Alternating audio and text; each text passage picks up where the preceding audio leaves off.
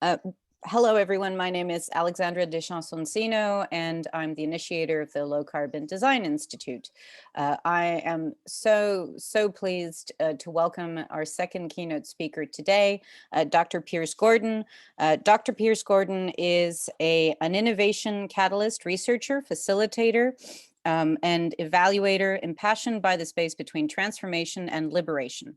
As the director of the Equity Innovation Studio at Think Rubix, a Black-led social innovation consultancy, Dr. Gordon serves as a shepherd for equity innovation to shape our collective future.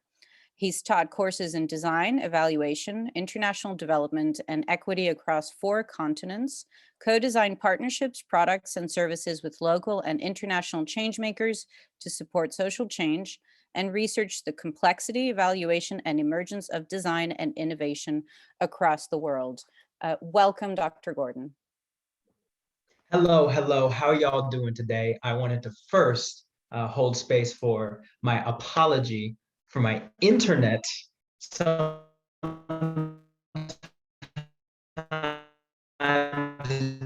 doesn't work exactly the way we want it to. You are preparing for a presentation for weeks on end, and then the minutes before it actually starts occurring, some things start going wrong. I'm going to caution everybody that if that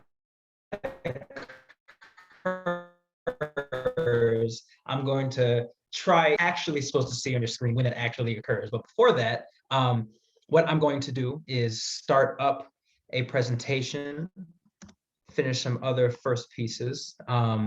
It's sensational just to be here in the first place. I wanted, Alexandra, that link that I just sent you, I'm going to tell you when I would appreciate if you could activate it. But until then, I'm going to start sharing. Let me see if you all can see my screen. Can you see my screen? Yes, we can.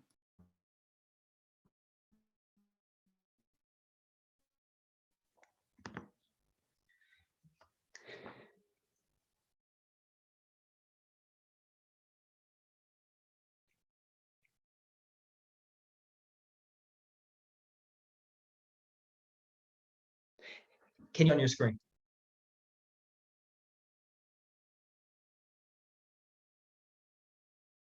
Hello, can you see some words on your screen? Anyone? Yes, we can see it. Wonderful, thank you very much. Have to check at every second, you understand. So first of all, again, thank you all for having me.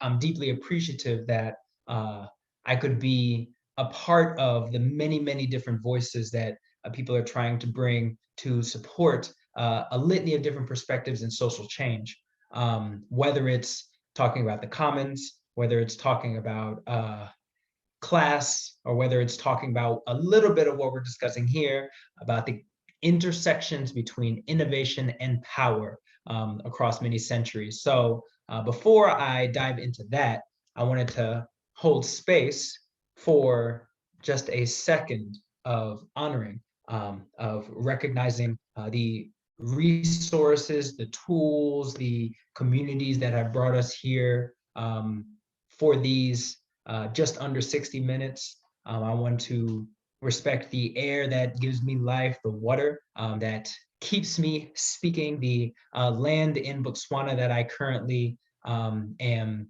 standing on, the many collective lands that we are all a part of, and the digital space that we have all come to be a part of. Thank you for doing so. I want to appreciate everybody else's perspectives and ideas and ears while I try and not only speak towards my own experience, but try and offer a space for us to collectively learn together. I hope to hear much more as we build and move forward about many of the things that you all have to bring to these types of spaces in the coming future. So with that, before I talk about myself, I want to tell you about a story. I hope you all can see A being pushed in a relatively different way. I like to call this project that you're looking at a gold star project, which is a bit of a pejorative in the way that I use it. When I came here in Botswana, the first entity I was a part of was called the Summit, where we worked on individuals from 25 separate countries came to the Kalahari Desert to work on a deep sand wheelchair project with indigenous communities that lived in the region. About, I would say, 8 to 9 hours driving north to where I currently stay. It was a hectic and very and seemingly productive participatory design process from the very beginning. From 8 a.m. to 10 p.m. every single day for 4 straight weeks, we're doing design practice, whether that's research, whether that's guiding goals, developing metrics, engaging in paper or 3D prototypes, connecting with wheelchair specialists, doing online research and the like to create the prototype that you see here.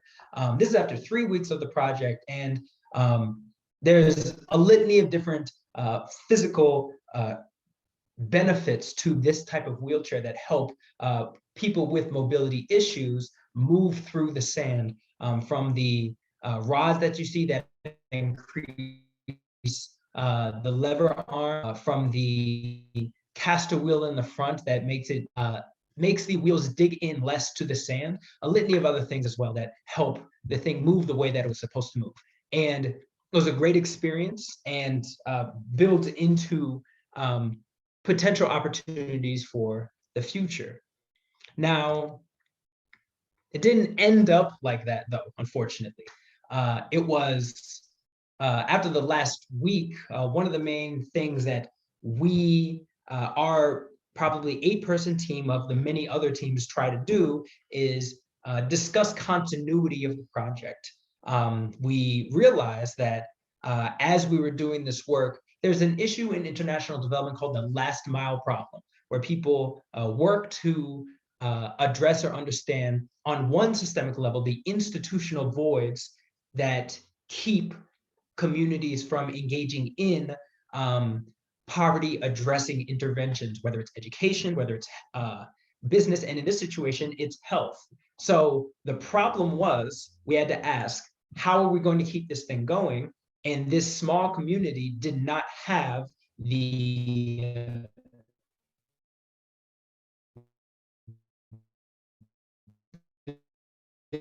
business wheelchair would not logical readiness. It is literally a situation where we create a prototype, and if it's not healthy enough, then it could hurt people over the long term more than it could help. So we realized that to be able to sustain this project, it would have to leave the place that in which it was incepted, which has its own very frustrating consequences that you can probably understand. So over the past 2 years afterwards, I actually started doing that work after to finish my PhD. Over the next 2 years, I spent about 9 months in the country doing a litany of different research topics on the Botswana innovation ecosystem. And among those projects, a critical part that I came across was recognizing this unique village called Dakar and all of the different interventions that had occurred over the years that helped it support the multidimensionally impoverished indigenous community called the San. The long story short is a lot has happened here. Even longer to the story is recognizing that many of these interventions, with all of the best intentions, resources, and communities, did not cause systemic change to the San's real perspective and worldview. Yes, there's real benefits from the Nato language project, turning the indigenous click consonant language into English and publishing Bibles out of it, from the Kudu art project that continues to this day of building for-profit opportunities to spread the Kudu art that's been known throughout the ages across the globe, all the way to the design project that focuses on entrepreneurship and design and appropriate technologies that we did in 2016. However, the reality of recognizing how this became a type of international development oasis that in many ways helped many of the people that came to do the work and left than the actual people that were a part of the interventions that lived there in the first place. So it is one of the big realities that kept that from actually occurring, the larger systemic change that we all envisioned and hoped for is the expertise that we brought to the space, how our expertise in many ways became limiting blinders to the things that we actually worked to address across many other different ways that we thought about and tried to implement these types of projects.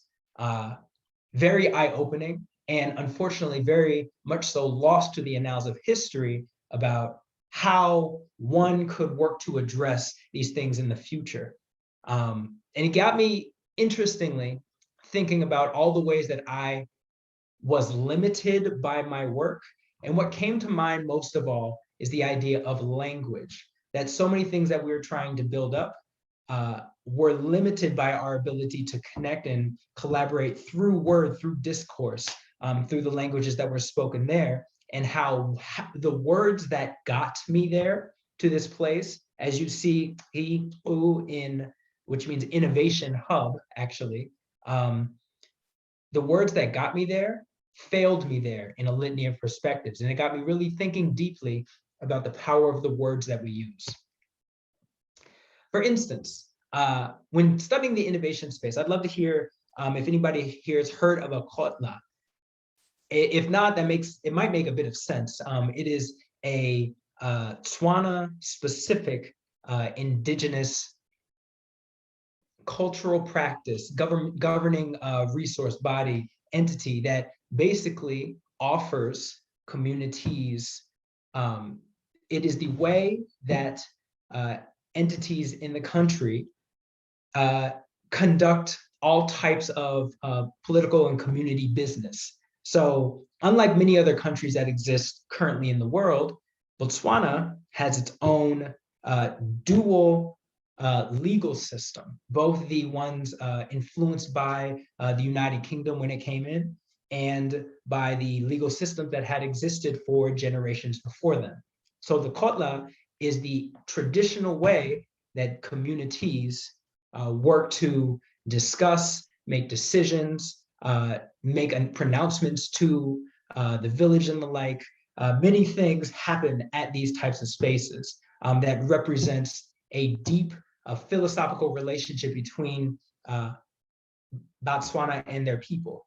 For instance, one of the main phrases that is said consistently in Setswana is the highest form of war is dialogue. But did you also know that kotla.com is a website? If you go right now to the website, you'll see information of a intellectual property set dialogue systemic framing that gives communities the opportunity to use the lessons, the ideas, and the frameworks to help work through decision-making and strategic principles through the principles of kotla.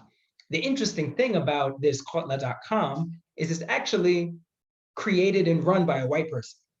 So if you go online, I actually had a chance to write about the difficulties of this, not only how and who benefits from the types of intellectual property that is indigenous to the Botswana community, but also why that is a reason why both people are worried about innovation, but consistently trying to create innovation ecosystems in the country, amongst many other reasons.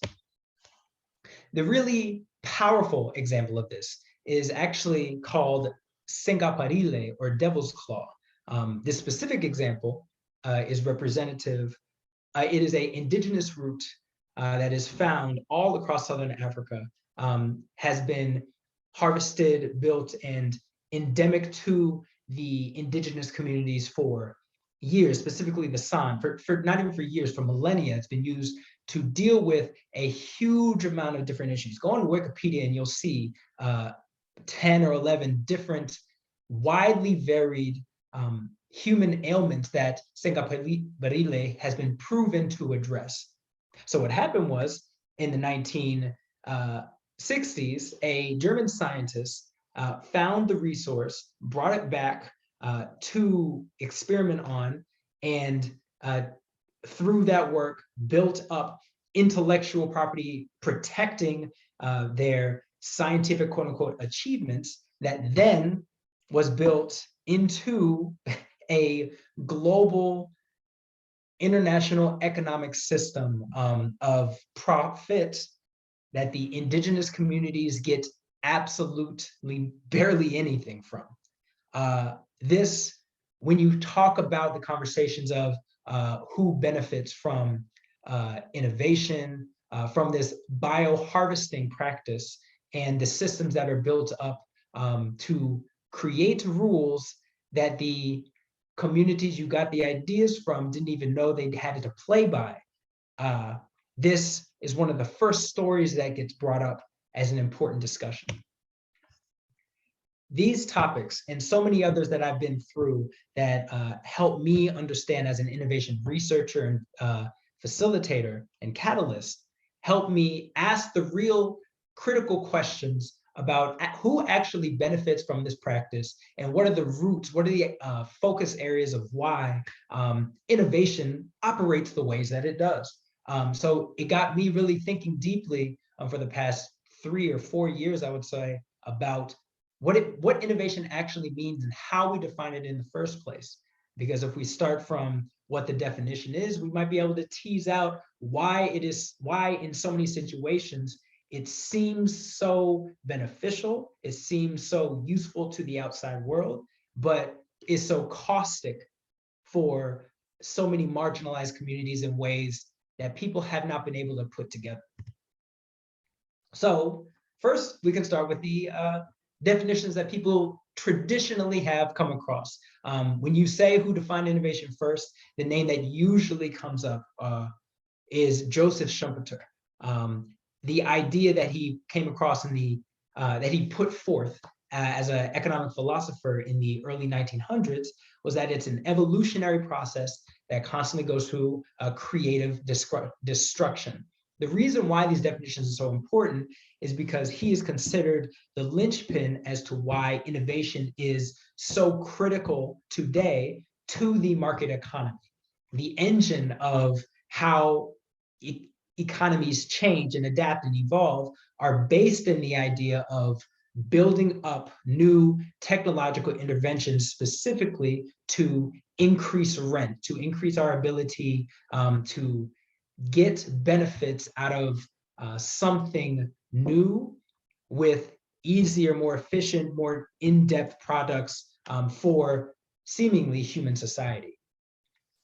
So this definition, for instance, is used in a resource that I found in my research that is basically the manual for understanding innovation on the country and thus on the national, on the regional, and on the personal levels, whether practically or in myth or in theory.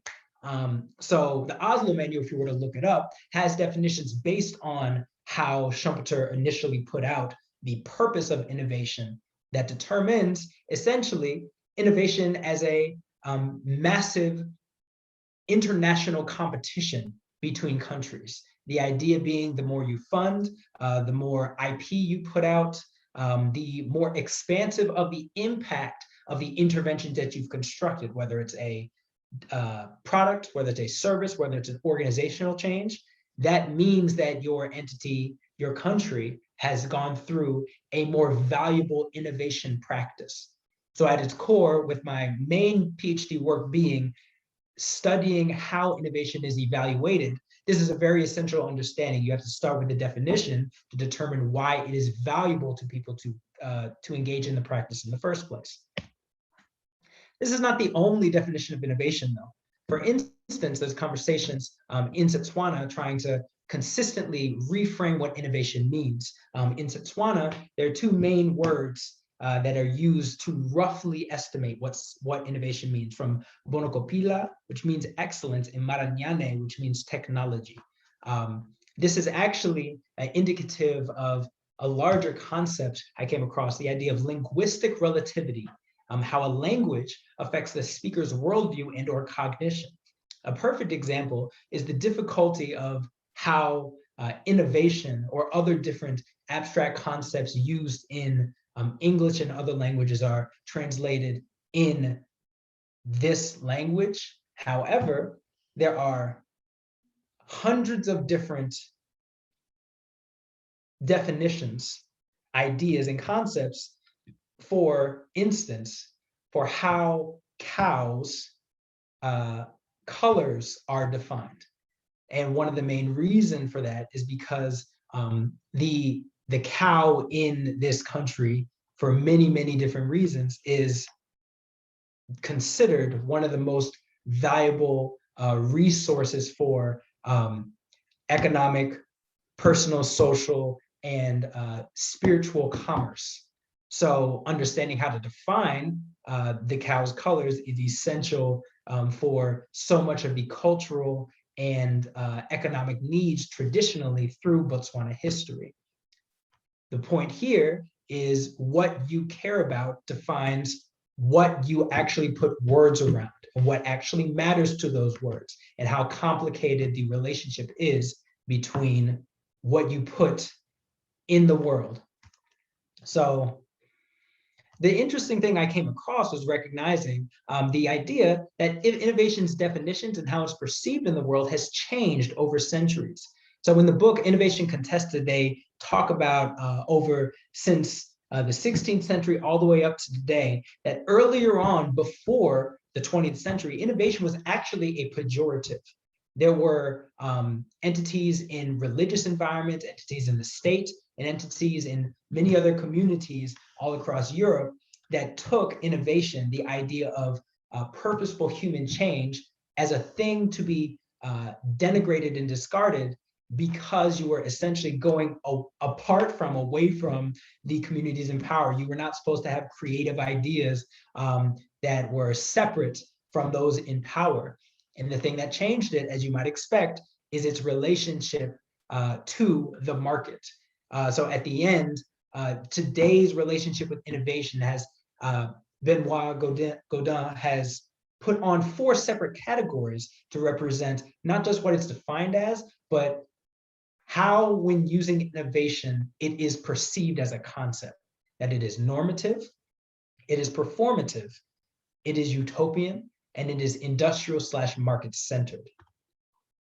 So these concepts, of which there are many, many different issues and definitions and personal understandings of how to deal with the world, made me really dive into, if these are what we see of innovation, then what are the limits of how we perceive it to be able to do this work? And what are the reasons why, at its core, innovation has this conflict of seemingly helping a litany of different perspectives and ideas of how we govern the world, but is still harming so many people at the margins, whether in who has power over it, who can access it, who gets benefits from it, and a litany of other perspectives. So we can start with this map.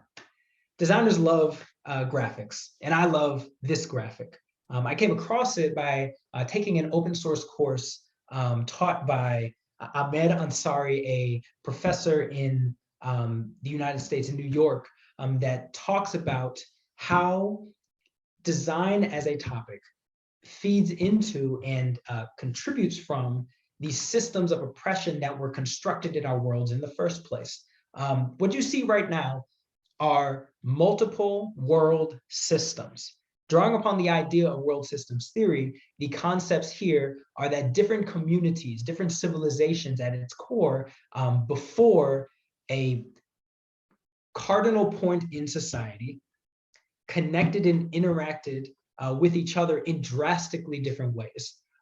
So you see these communities from South Asia, from East Asia all the way to the Middle East, that connected and built and interacted with each other. The difference between these communities and the ones that exist today is that each one of these civilizations had completely different world structures from each other. They had different ways that they operate politics, different ways the economy worked, the different ways the labor systems work, the different ways that culture interacted and built. And much of the innovation actually happened at the margins of society where they intersected.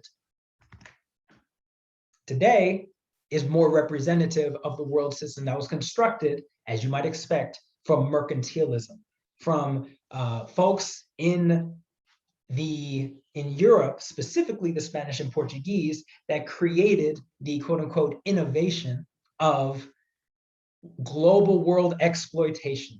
And what was different about this framing, amongst many other things, was the development, the taking out from, obviously from Africa, from the Middle Passage, but also the connection between the labor system that was built and what they obtained, whether it's gold, whether it's resources, whether it's food of different sorts and likes, to building up a racial caste that began a relationship over generations of who obtained the resources and towards what end, and who worked and toiled to the resources and were seen as resources themselves. This, at its core, created a global system that reverberates to today in world systems theory that's called as the center against the periphery. People considered as the center, the more powerful entities, and those that are not a part of the center across a litany of perspectives. This relationship is everywhere. It helps form global class formations, in how the division of labor happens, political and economic institutional structures, a global racial hierarchy, gender hierarchy, sexual hierarchy, spiritual hierarchy, epistemic, linguistic, a pedagogical hierarchy, information hierarchy, and an age hierarchy, even a religious hierarchy of how people engage with each other. And as you might expect, also in the world of innovation and knowledge, an aesthetic hierarchy of what types of creation are considered valuable and what others could be cast away or not considered as important. So towards this end, this is a frame that reflects and reverberates in a whole bunch of other different aspects of our lives, and definitely reflects in how people consider who should be innovators, what type of innovations are valuable, and who should benefit from the practice, even if it is not intended by our individual practices. This is systemic and historical, and in many ways mythic in how we think the world should work to our detriment. So thinking about this personally, one of the, with the work that I try to do for my company, I was blessed to have the space to think deeply about a topic some of my colleagues had been asking about for years, seemingly for decades as well. The idea that we all should dive in more and understand about how innovators, creators of the new, useful, and beneficial, wield power. And thus, because in many situations, one of the cardinal rules of usually engaging in some type of power wielding is many types of power are wielded by people that don't even recognize that they have it in the first place. So naming it is an opportunity to deconstruct and reframe and then rebuild who gets it for whatever reason. So as you might expect, innovators are seen as the bastions, the constructors, the wielders of technology, right? There's a litany of different perspectives and ideas about how and why. But what's important about this recognition is that by wielding over a resource that is personified, that is seen to be a human entity, many people talking about the power and topics of iPhones or artificial intelligence and the like, without recognizing that there are a very small, curated collection of humans that benefit from the wielding and creation of those technologies towards their benefit without recognizing others. And this is shrouded in how power is manifest and who gets to create them. At its core, one of the main tasks that innovators do, anybody that does design work or future work, is they imagine. They have imaginative power. They have the space and resources to think, what if the world was like blank? Think of Elon Musk, think of Jeff Bezos, think of the people that have many resources to be able to do so. It's not saying that everybody can't imagine, but implementing that imagination with the resources that are available in testing and determining what works, and even what it means to say what works, is a extremely valuable endeavor that innovators have.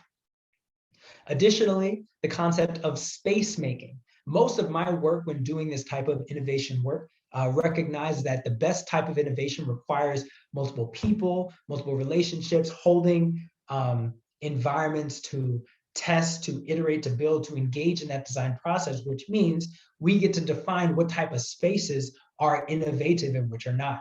That idea of space making is essential because you get to determine which types of people get to be involved in it and what resources and what the goal of those spaces are. Networking. This is an issue that we all have to deal with. It's at its core systemic. It's not what you know, it's who you know, and it's who knows you, right? So people, by connecting with certain folks that are considered to be innovative, there are a litany of communities that are left out, excluded, not just from being a part and being a part, saying at the table and seeing what's valuable, but deciding what the table should be for as well. Storytelling power. Essential to this work is how people tell stories. Every single part of the innovation practice is recognizing the power of how humans engage with data. And the way they engage is by coding it into story or narratives. The research you collect is the story. How you tease out which parts of the research matter turns into a story. You trying to, quote unquote, sell it or determine that it's valuable for whatever purpose, or evaluating it is you harnessing and building out stories that hopefully will be beneficial to the world, being as how we understand our world. So in the innovation community, the way that you tell a story and the stories that matter are curated deeply through the ones that decide to determine which ones actually we care about. I think this is my favorite one, actually, the idea that many of our innovators are knowledge brokers. So if I were to go back to the story I told you about at the beginning, so much of my experience was critiquing and understanding what happened in that design deep wheelchair project, because as designers, one of the main tasks we work to accomplish is by sifting out and putting together which types of knowledge matter. So we are essentially bottlenecks for other people's ideas and concepts. An essential piece of doing innovation well is the idea of empathy and how it's been reified in current innovation circles. In many ways, empathy can be a real reason to deny someone else's agency to be able to contribute to the creation innovation endeavor. So this comes out in so many other ways and spaces as well. Doing this type of innovation work is seen in the past, present, and the future. In the past, I wrote an article that specifically deals with how designs throughout history have been racist in one of many different ways. Either they've been actively constructed to separate by race, they were built not with that in mind, but in a racist system built for that structure, or it was not a concept in any mind, but because race has existed for hundreds of years, came to have known as these types of issues. One of my favorite examples is the server tipping system that we all see in all of our countries, whether it's Uber Eats, whether it's Lyft, whether it's DoorDash, all those things, recognizing that actually in the US, the reason why the laws were set up as such is because white people after the Civil War didn't want to pay Black people sufficient wages. So what they decided to do in the US, if you've ever been paid as a waiter, as a busboy, like I have for 2 months, and then I lost the job, is recognizing that you get paid a ridiculously low rate, and you make your money off of the tips, which means you have to act beneficially in servitude towards the communities you're trying to get the funding from, instead of because of your valid labor. So these concepts are strewn all across society, of which different nodes are incredibly valuable to discuss.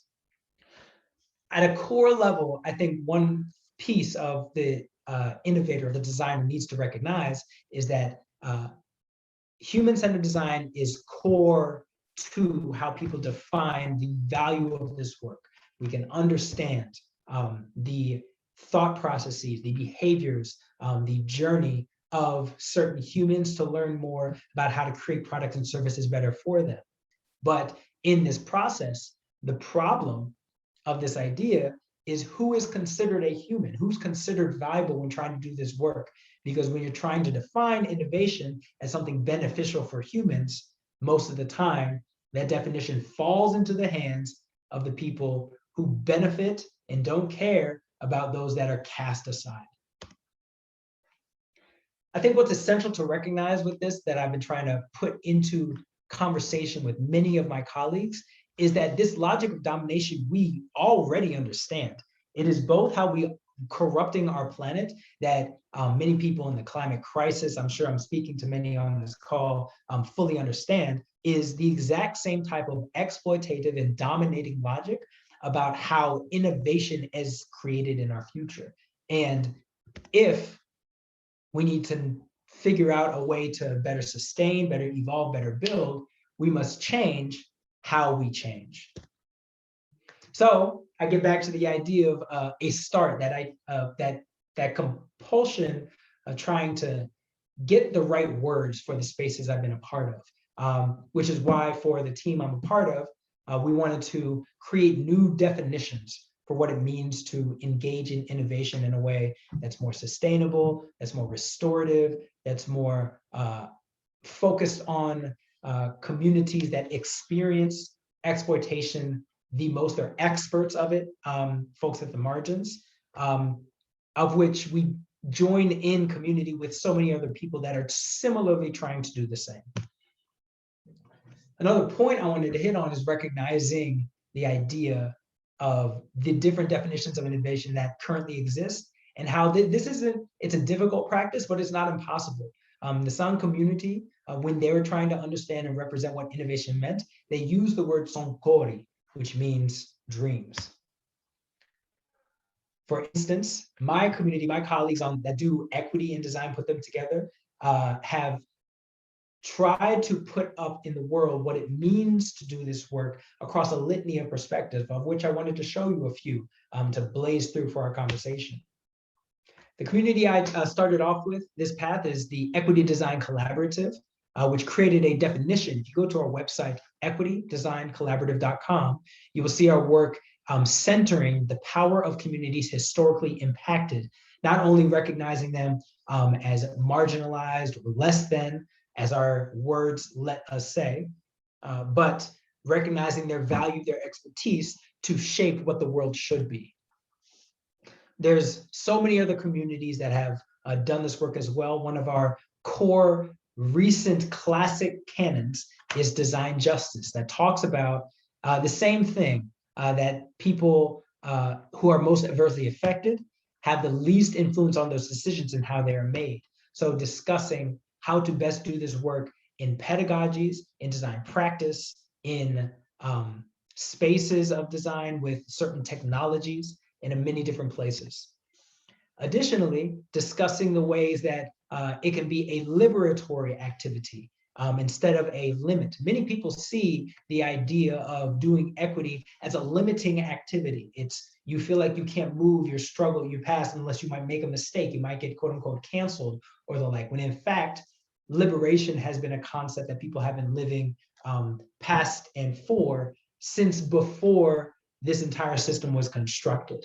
The designers' protest movement if you want to look for them, is incredibly valuable towards thinking about how to do so to repair many of the issues that we've been dealing with.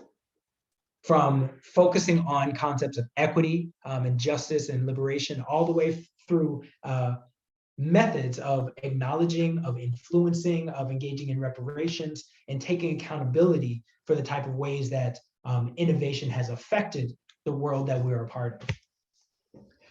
Additionally, past that is recognizing the idea of pluriversality that, like the Zapatistas framed generations before, that there is many worlds among our world, that there's this community of the center that exists to center power, to build resources, to construct ideas and innovation, but communities have been thinking of, adapting, and building diversity of thought, of framings, of community sharing, of political construction across the world.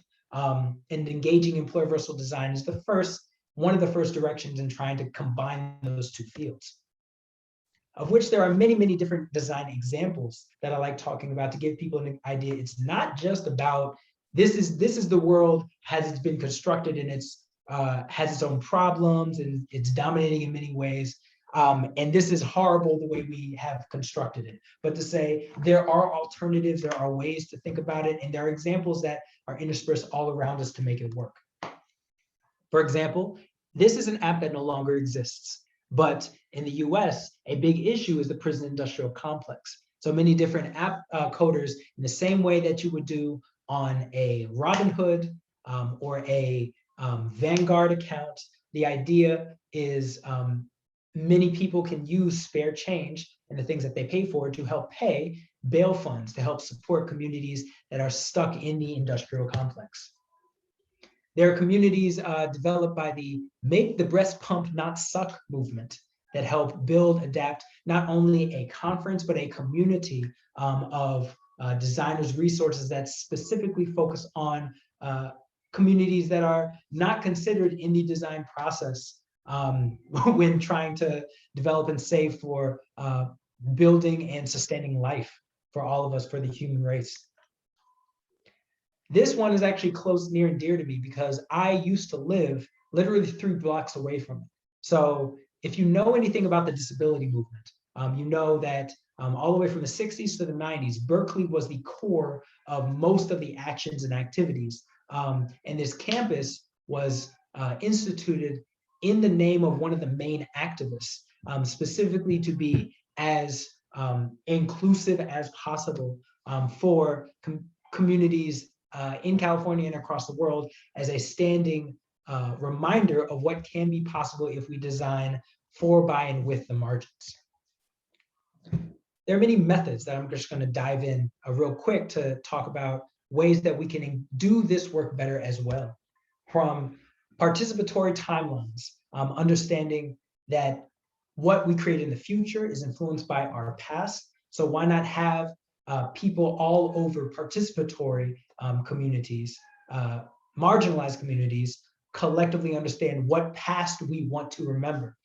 That's one example I love talking about. Personas are essential to the design practice. Understanding as well as you can, using research, the people that you're trying to connect and curate to and evolve for, whether it's for issues in climate change, issues in industry or nonprofit sectors.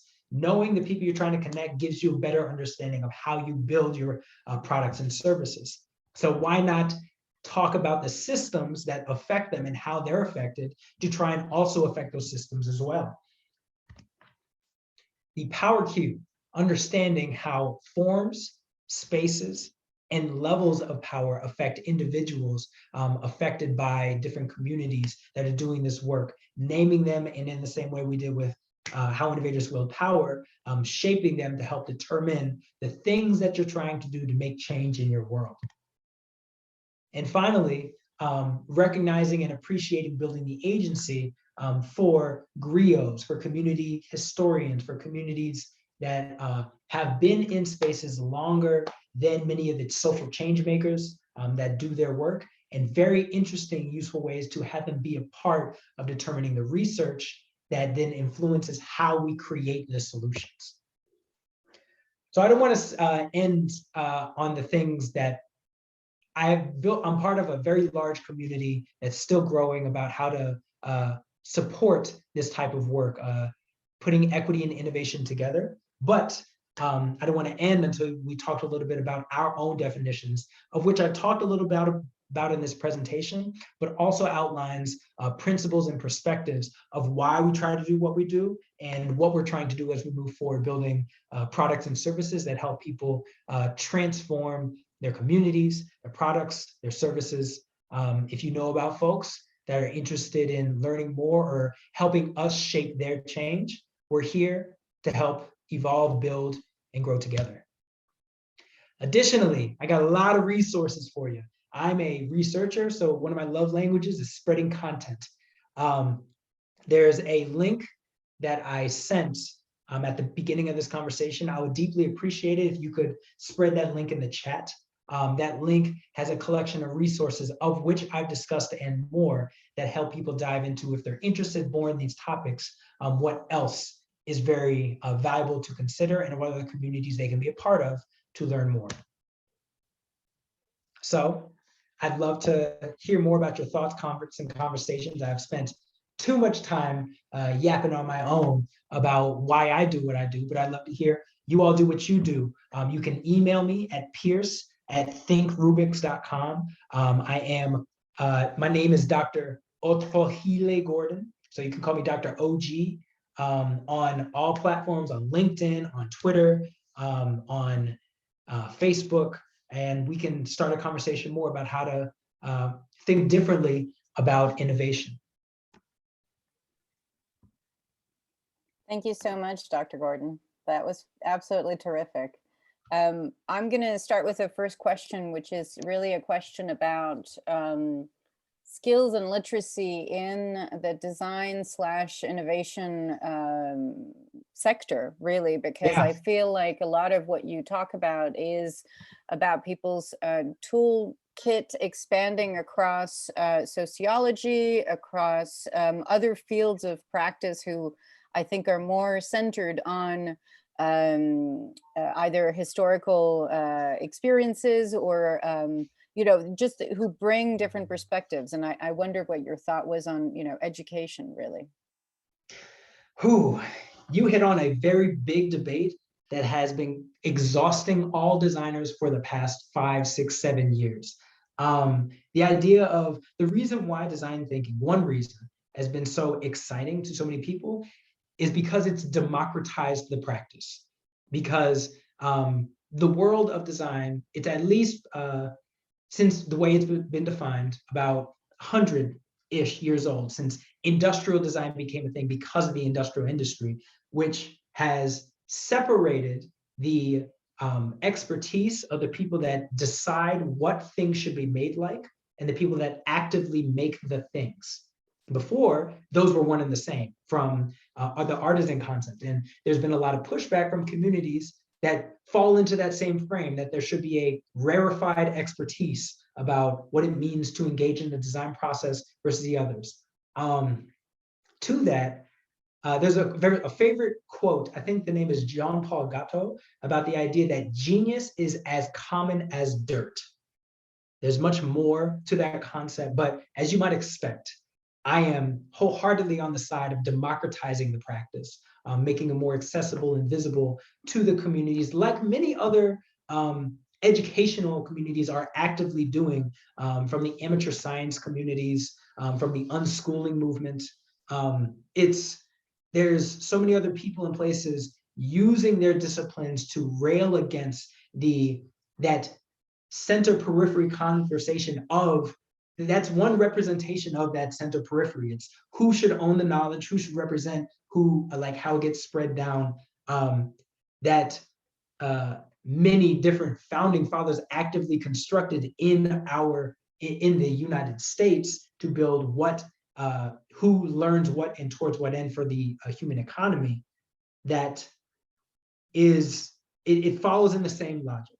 That being said, it is it is a difficult in navigating an open space to try and represent the ways that we best that we share our resources and build spaces towards education without while recognizing and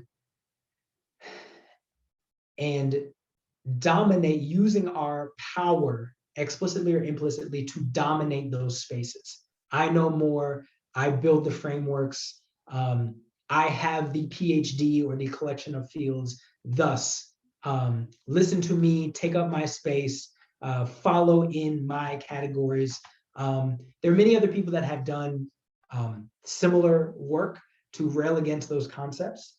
The Barefoot College in India is an example that comes to mind, but it's really worth, that's where my politics lie in this type of practice, and recognizing folks at the margins as a unique type of expertise is an essential part of doing any type of equity design well. Can I also push you on or comment or give us a bit more on, with that in mind, the usefulness / non-usefulness, and this is in response to our previous speaker, of personas as a way, I think in some instances, of making decisions about people without actually talking to them, and then deciding what what you fill the persona with. And I wonder what your thought on this, bringing systems into the personas, where the failures might be in that process. You know, the frustrating point about this I've got to recognize is like that I am, unfortunately, I didn't get a chance to hear the previous speaker. So we don't get a chance to engage in a dialogue of that type of conversation. So we're getting two different sides that don't get to see or connect with each other about the value of the thing. What I can speak on is that at its core, understanding, codifying, and building out a representation of a human is a tool at its core. That it is a, that many tools that people have constructed have been built. You can't separate the society from the tool. That is how the phrase, oh my goodness, it's leaving me. That is how many different tools have been corrupted over the years. But that being said, I concur and believe in the idea that how the tool has been constructed fails to give people, in many situations, allows for the inability to try and both extract knowledge from communities and not make their experiences known.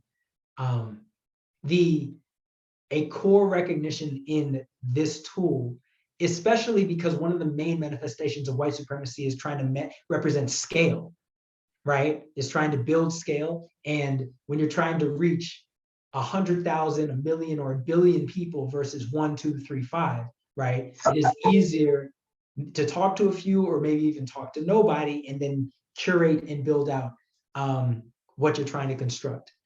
Those realities make it difficult. The belief that I have is that a core reality of any type of, not all, but many research endeavors is to synthesize and curate. If it is done without understanding who does that curation and what assumptions you're making with the mental models you have about what things actually matter as you move forward, then you are failing as a designer. And it begs much more discussion than honestly I want to, we have the time to discuss about whether or not it actually holds value or not. Long story short, I'm not sure. I got to think about that a bit more. Can I ask Priya to come in with her question?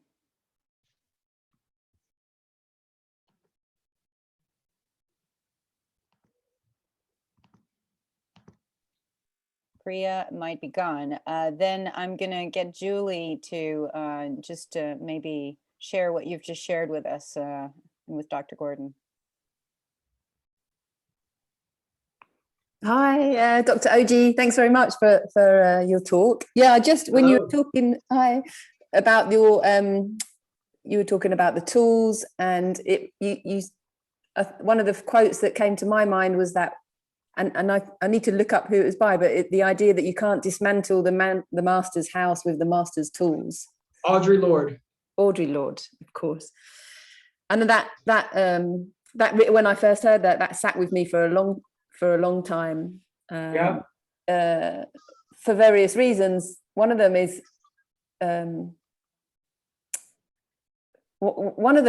almost paralyzing, actually, because if you feel like you're part of what's going on, I found it an interesting and a very hard hitting quote. Like, how can you, how can you get beyond that?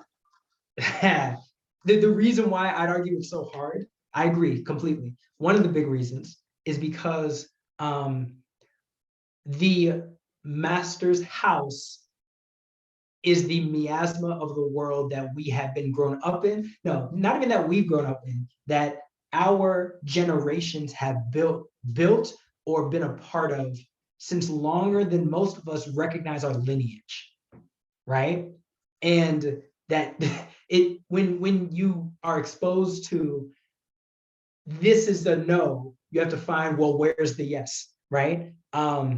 Which means one of the solutions is surrounding ourselves with the yeses that offer expertise and innovative generation of things that have worked, that have been made specifically because the center has failed them. What I suggest, there's a fantastic book I just came across called, oh my God, Survival. Oh my goodness, Ajaris Dixon. But the concept of the book is called Transformative Justice.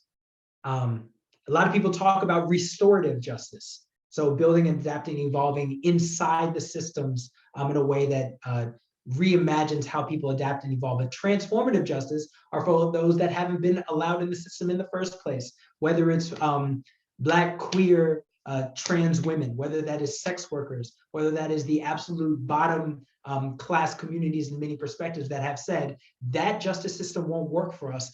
We need to make one that will. And they have created that access that is a possibility for the future. Monica Bielskite, who I love talking about in the futures world, has created a concept, not created, but built on and evolved a concept with many other folks from the margins called protopia futures. Not utopia or dystopian futures that are two sides of the same coin in many spaces, but recognize communities at the margins of society.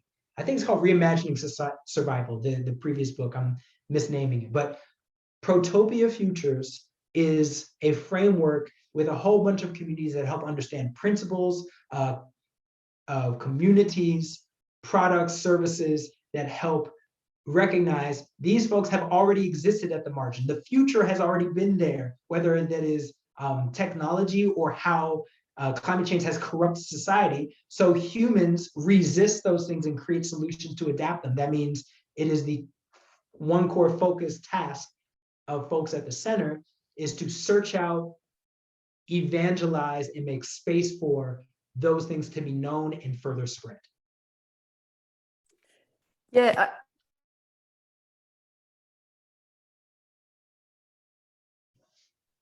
She's gone. Julie's gone. All right, I'll step in go on, Julie.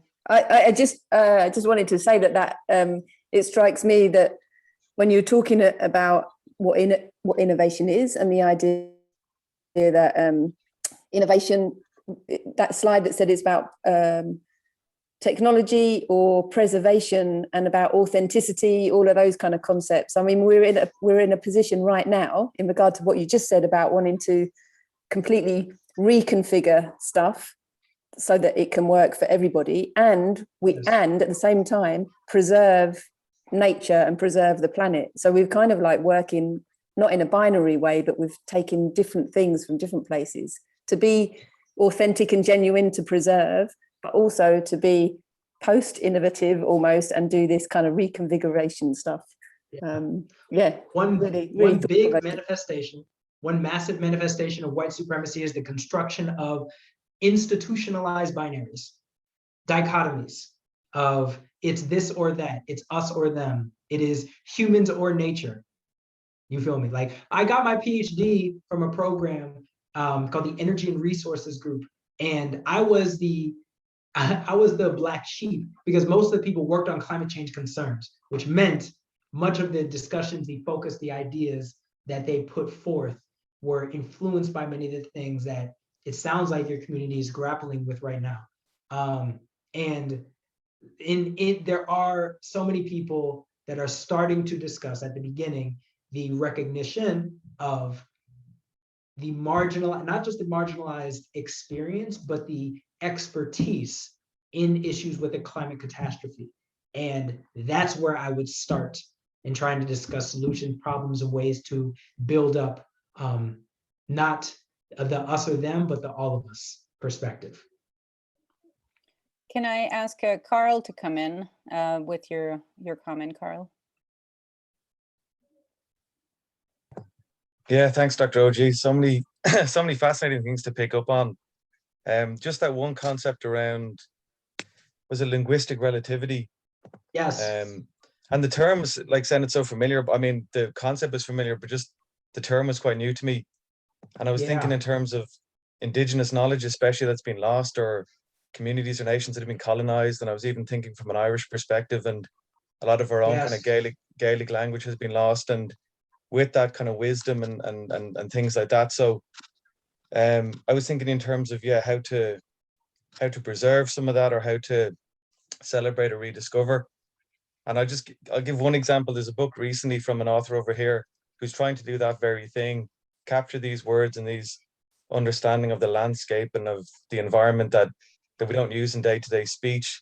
And there's a word he identified called Irwariocht, and it's the loneliness you feel at cockcrow when you're the only person awake and experience that existential pang of disconnection, of not belonging. And it's like, these words, like, and I'm like, I know exactly what that feels like, but I never knew there was a word, you know, in my historical language to describe it. So yeah, it'd be interesting to hear some stuff on that. Hey, I gotta say that represents so many other experiences that I've been blessed to be a part of. I will state, as a PhD in one thing, that I can't say that I have expertise in that, but I can speak towards the things that relate to my own experience. When I was finishing my PhD, a few things.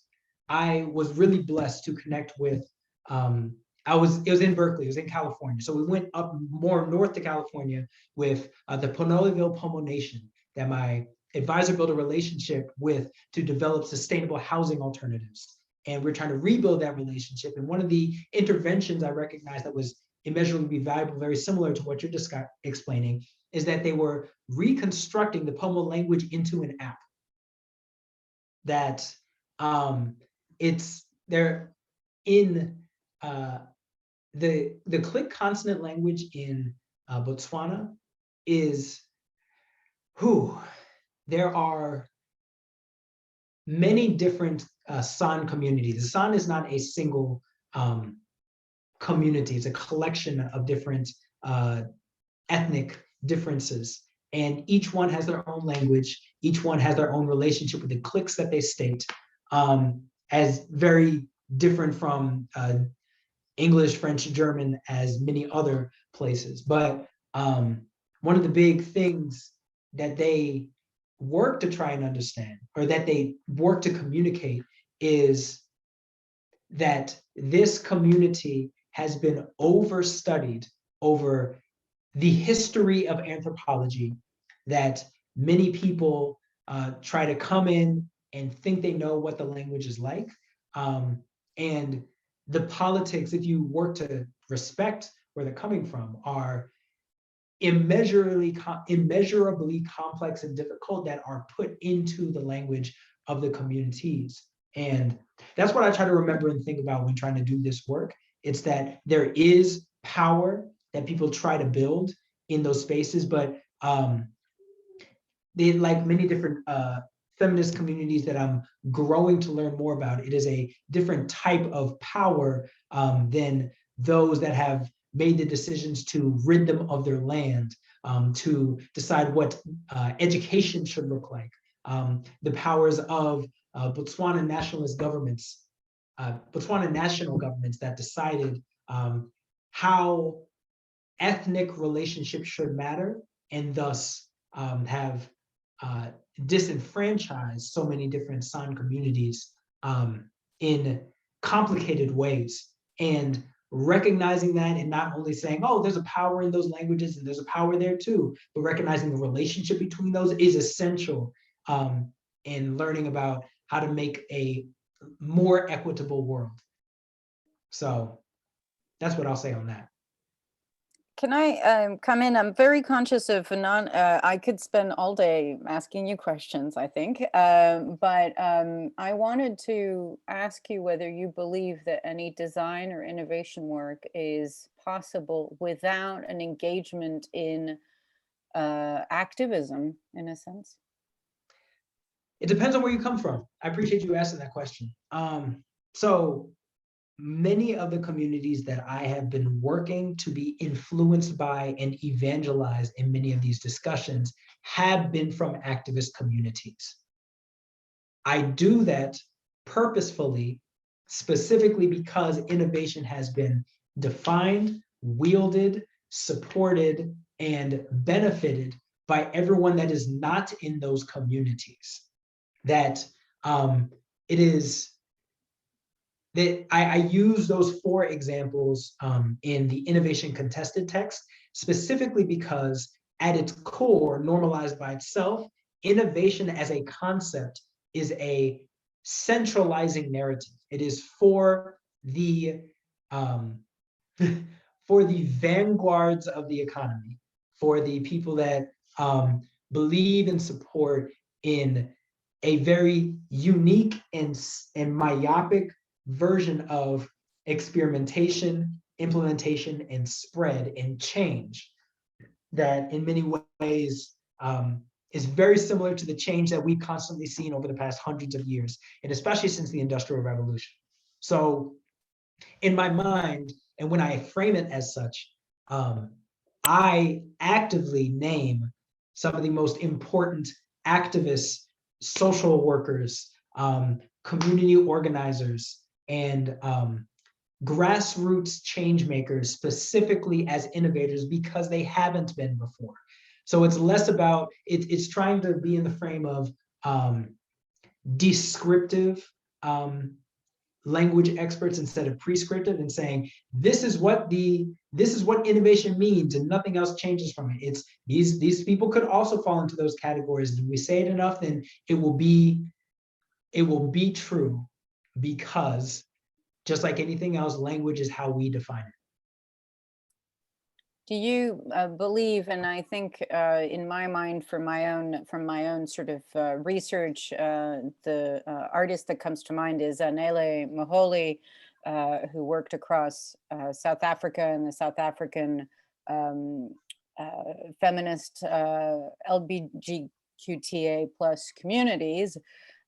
Do you think that there's a bigger history of activist engagement in the arts than there is in design and innovation because of its, I guess, different market dynamics?